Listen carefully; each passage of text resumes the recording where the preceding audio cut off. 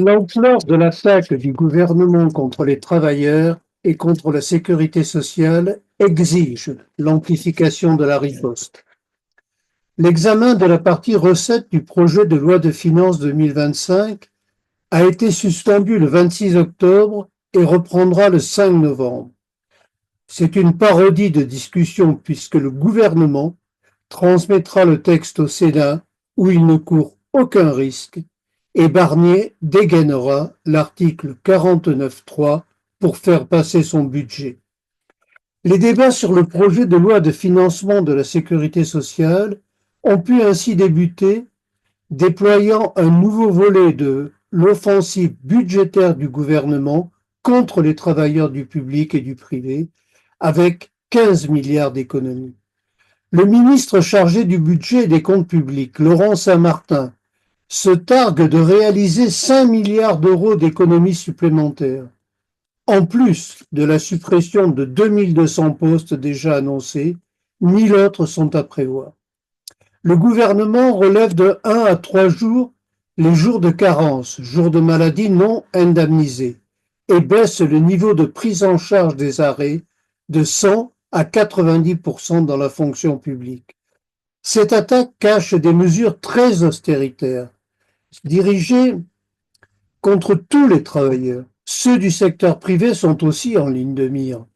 Les députés de droite centristes et macronistes proposent d'interdire le financement des indemnités des jours de carence par les entreprises.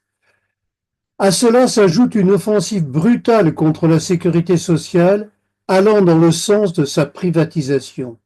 Le budget prévoit de réduire la part remboursée, prise en charge des consultations de 70 à 60%, passant la prise en charge par les assurances à 40% et baisser le plafond de prise en charge des indemnités journalières en cas d'arrêt maladie, réduisant leur montant à 40 euros par jour maximum contre 52 euros aujourd'hui.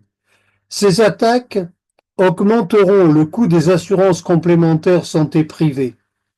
Les pensions de retraite vont être également amputées à hauteur de 4 milliards. L'indexation annuelle des pensions sur l'inflation est repoussée du 1er juillet et non au 1er juillet et non le 1er janvier comme prévu. Les retraités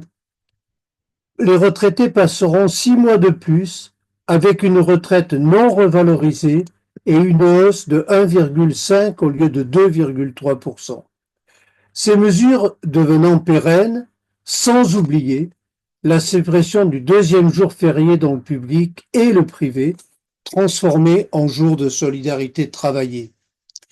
Les exonérations de cotisations ont été multipliées par 5 en 20 ans, tout régime confondu. Plus de 78 milliards d'euros en 2023 d'exonération de cotisations pour le patronat.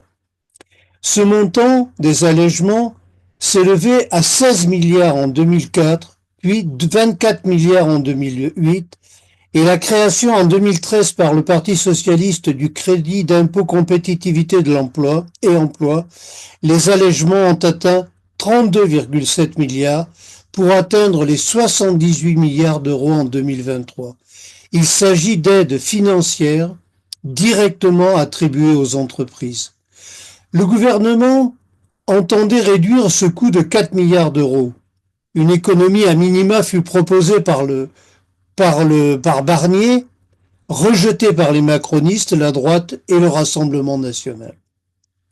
Le gouvernement mène des attaques très dures à l'égard des travailleurs, des précaires, des retraités, de la jeunesse, parce qu'il dispose de suffisamment d'appui pour imposer ces textes. Ainsi, Bardella, pour le Rassemblement national, a exprimé son soutien à l'attaque contre les arrêts maladie des fonctionnaires.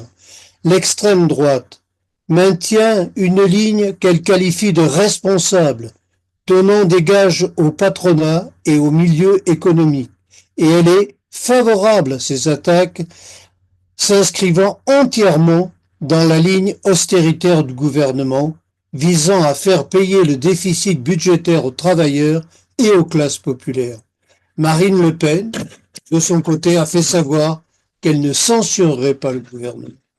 Quant à la gauche, celle-ci sème l'illusion qu'il serait possible de gagner au Parlement, mais à chacun de ces amendements adoptés à l'Assemblée nationale, avec parfois l'appui des votes du Rassemblement national, elle crie victoire. Mais ceux-ci seront rapidement rayés par le gouvernement, disposant de nombreux leviers pour faire passer le budget. Il faut donc construire une riposte à la hauteur des offensives. Des rassemblements contre le plan de financement de la sécurité sociale se sont tenus mardi dernier, appelés par la CGT Santé et d'autres syndicats. Mais aucun plan de bataille au niveau national et interprofessionnel. C'est seulement par la grève que l'on peut faire face aux offensives en cours. Au contraire, dans une lettre adressée à Guillaume Kasbarian, ministre de la fonction publique, l'ensemble des organisations syndicales exigent la relance d'un véritable dialogue social. Nous attendons, je les cite, donc qu'une réunion consacrée à ces enjeux soit inscrite à l'agenda le plus rapidement possible, en votre présence, Monsieur le ministre, de manière à redonner de l'attractivité à l'emploi public. Il est donc nécessaire que vous puissiez recevoir rapidement nos organisations syndicales afin de relancer un véritable dialogue social, seul outil permettant par la voie de la négociation d'améliorer les conditions de travail et de vie des agents publics. Donc aucun plan, aucune proposition de plan de bataille face à l'attaque d'ampleur du gouvernement.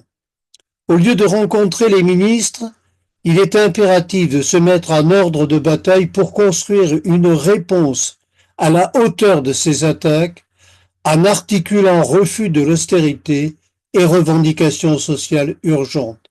Cela implique de rompre avec ce dialogue social. C'est par la grève et dans la rue que notre avenir se décidera pour nos revendications sociales, augmenter les salaires, abroger la réforme des retraites, la réforme de l'assurance chômage, défendre les services publics. C'est à ce prix que des avancées seront possibles. La lutte des classes pour freiner et stopper le capital est le seul outil dont disposent les travailleurs pour y parvenir.